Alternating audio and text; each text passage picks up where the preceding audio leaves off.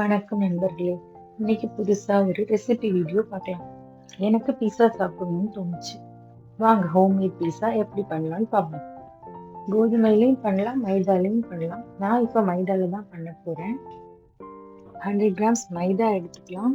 கூடவே 1/4 teaspoon east, ஒரு 2 table spoon butter, ஒரு 1/2 டேபிள் ஸ்பூன் சுகர் சேர்த்துக்கலாம். ஒரு பிஞ்ச் ஆஃப் சால்ட்டை எடுத்துக்கலாம். வார்மாக எடுக்கிற தண்ணி எடுத்துக்கணும். ரொம்ப சூடாக இருக்கக்கூடாது.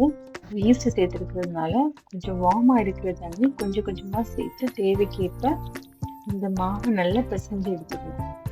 அப்புறமா ஒரு 15 மினிட்ஸ் இந்த மாவை ரெஸ்ட்டில் இருக்க வைக்கணும். ரொம்ப நேரம் தேவையில்லை, 15 மினிட்ஸ் போதும்.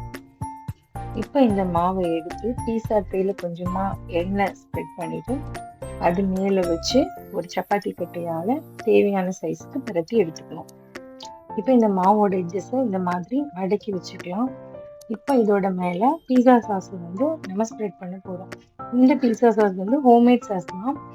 இப்போ இந்த சாஸ் நம்மக்கிட்ட இல்லைன்னா நம்ம கெச்சப் கூட தடவிக்கலாம்.